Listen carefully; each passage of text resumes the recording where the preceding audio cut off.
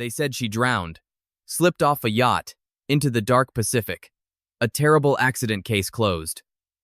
But for decades, too many things didn't make sense. The bruises, the delay in calling for help, the silence from the only people who were there that night. And Natalie Wood? She was no ordinary actress. She was a star so bright, the world watched her every move until she disappeared. From the time she was 4 years old, Natalie Wood wasn't just in Hollywood, she was Hollywood. She lit up the screen in Miracle on 34th Street before she lost her baby teeth. Most child stars fade out before puberty, but not Natalie. She only got more captivating. By her teens, she was starring alongside James Dean in Rebel Without a Cause, earning an Oscar nomination and rewriting what it meant to grow up in the spotlight. She wasn't just beautiful, she was magnetic, a kind of rare vulnerability that made you feel like you knew her, even when you didn't. Directors saw it. Co-stars fell for it. Audiences adored it. But behind the fame and elegance, something darker always seemed to be lurking, something she never talked about, but never quite escaped. And that shadow would eventually follow her, all the way to her final night. At just 19, Natalie Wood walked down the aisle with Robert Wagner, the man she had admired since she was a teenager. To the public, it looked like the perfect match. Two rising stars, impossibly glamorous, deeply in love. Hollywood couldn't get enough of them. They were the kind of couple that seemed like they stepped out of a studio, romance beautiful, elegant, invincible. But behind the flashbulbs and fan magazine covers, things were unraveling.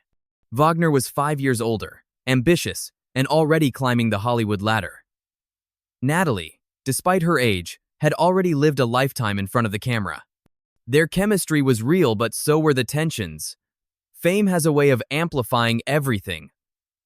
Love, insecurity, jealousy, and secrets. In the early 60s, those cracks started to show. Rumors swirled whispers that Natalie had discovered Wagner wasn't just being unfaithful, but that the affair was with another man. In the rigid, image-obsessed world of 1960s Hollywood, that kind of revelation wasn't just scandalous, it was career-ending. Whether it was true or not, the emotional damage was real. Natalie, heartbroken and humiliated, announced a separation in 1961. By the next year, their fairy tale was officially over.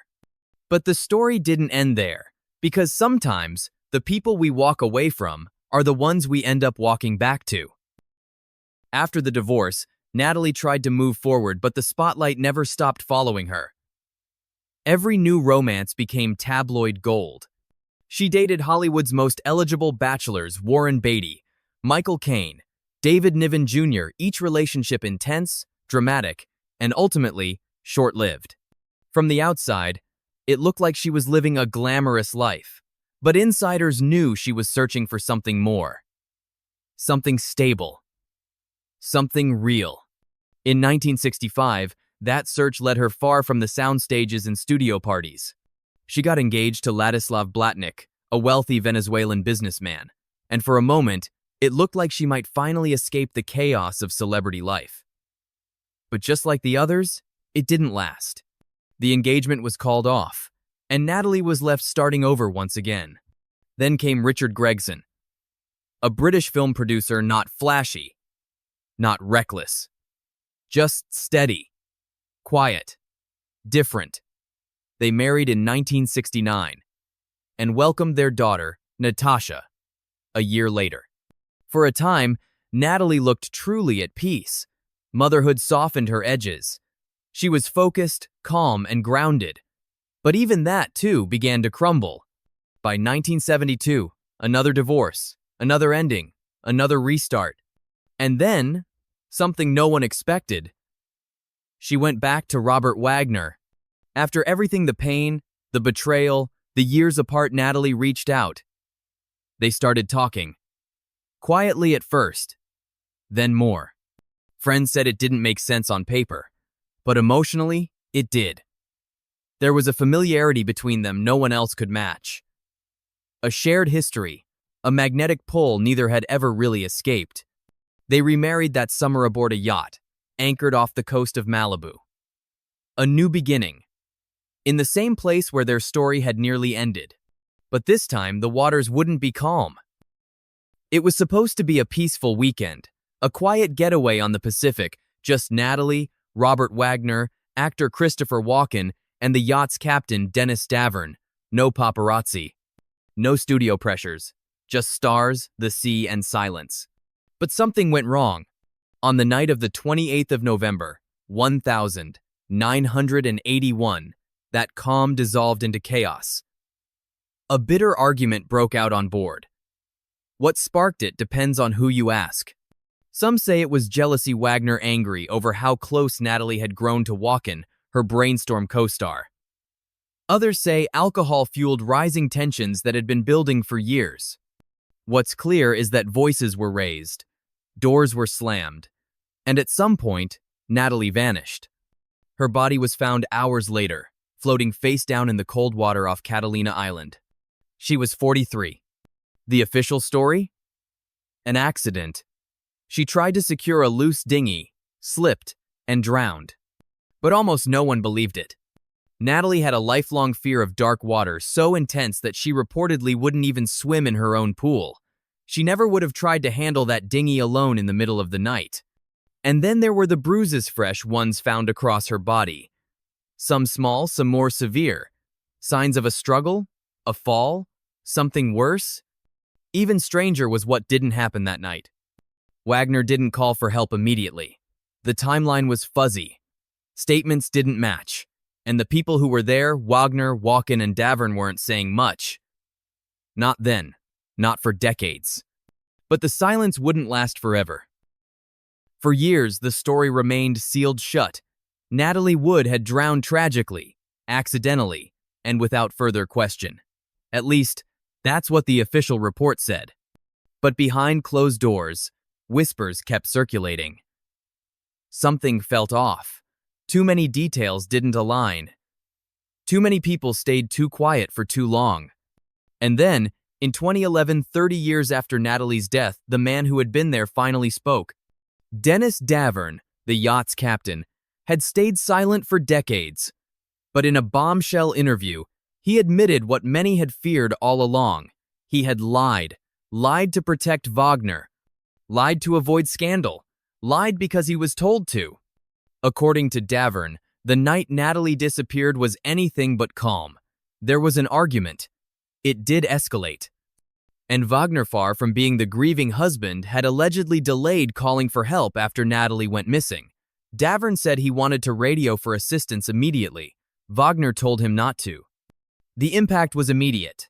The Los Angeles County Sheriff's Department reopened the case. Investigators began to dig through old files, revisit witness accounts, and examine the coroner's findings. That same year, the coroner amended Natalie's death certificate. The cause of death was no longer listed as accidental drowning. Now it read, drowning and other undetermined factors. A quiet but powerful shift tone that spoke volumes. What had once been dismissed as a tragic accident was now an open question, one with darker implications than anyone in Hollywood wanted to face. But the deeper investigators looked, the more disturbing the puzzle became.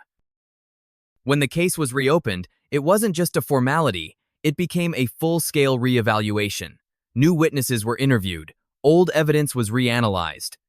And the FBI got involved, bringing with them a new kind of scrutiny, behavioral analysis, strategic profiling, and decades of buried inconsistencies.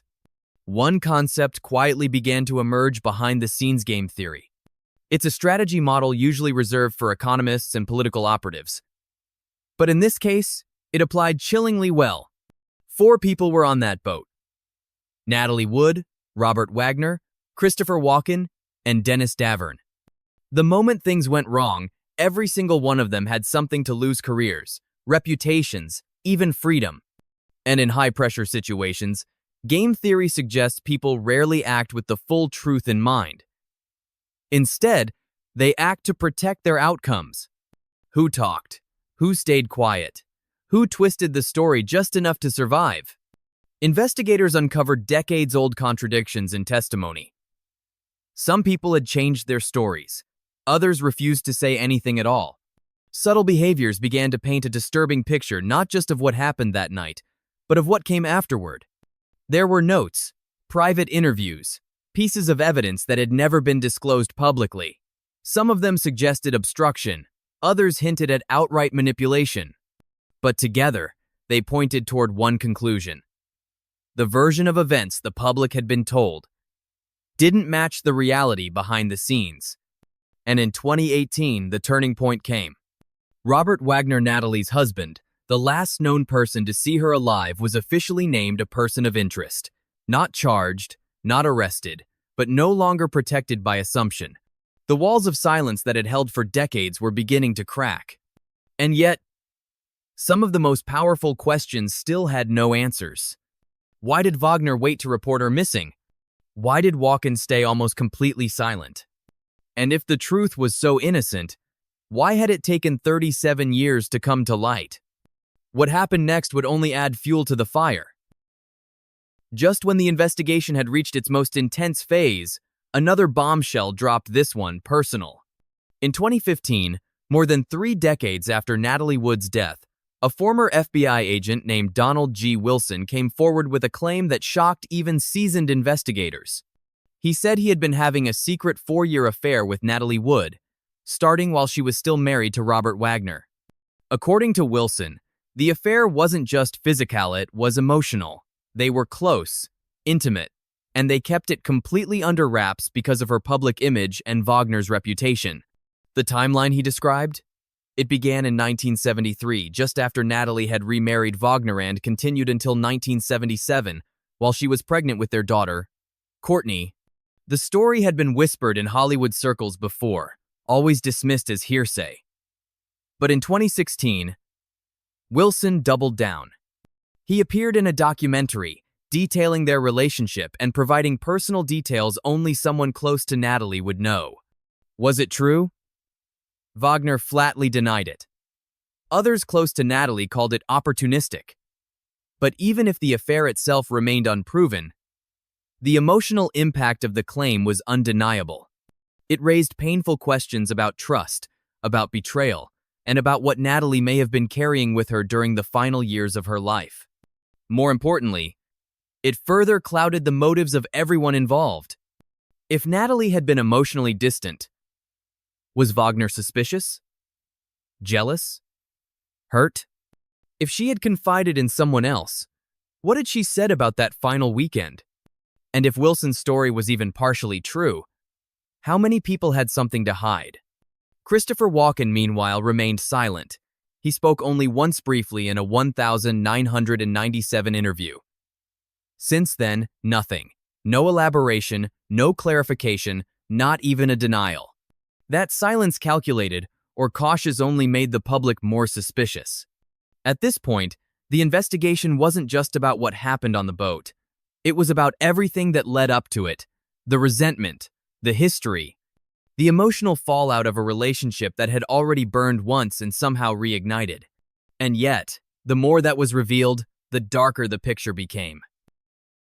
By now, the facts were fractured, the timelines tangled, and the silence deafening. But there was one thing everyone could agree on. Natalie Wood didn't just vanish. She didn't just fall. Something happened on that boat. Something so unsettling that the truth has stayed buried for over 4 decades. And it wasn't just about a tragic accident anymore. It was about what happens when fame, fear, and power collide in the dark. Natalie's story, once painted in soft lights and silver screens, was now framed by something far more disturbing. She had been a woman adored by millions, yet surrounded by people wowhin it mattered most either said nothing, delayed everything, or walked away. Wagner had the motive. He had the access. He had the time. Walken had the opportunity but chose silence. Davern admitted he lied, but only when the world stopped caring. It wasn't just about what happened. It was about what didn't happen after. There were no urgent calls for help, no desperate search the moment she disappeared, no open grief that matched the scale of the tragedy. Instead, there was waiting, rewriting, damage control. A story put together just neatly enough to sell, but just broken enough to unravel over time. And when Wagner was finally named a person of interest, it didn't feel like justice.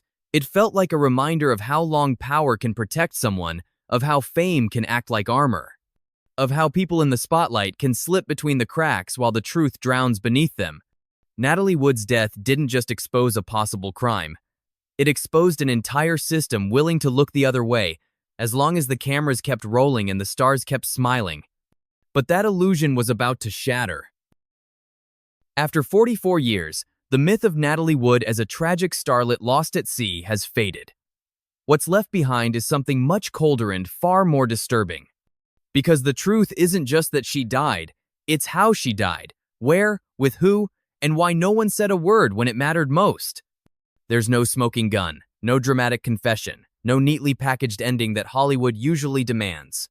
What we're left with is a trail of contradictions, altered timelines, bruises that never got explained, and people who chose silence over honesty. Robert Wagner was never charged. Christopher Walken never clarified. And Natalie Wood? She never got to tell her side of the story. Instead, her legacy was slowly rewritten not just by her films or her fans, but by the people who had the most to lose if the truth ever came out. The real tragedy wasn't just what happened to her, but how many people worked to keep it from ever being fully understood. And that's what haunts us. It's not just the mystery. It's the realization that the answers may have been within reach, but lost to pride, fear, and power.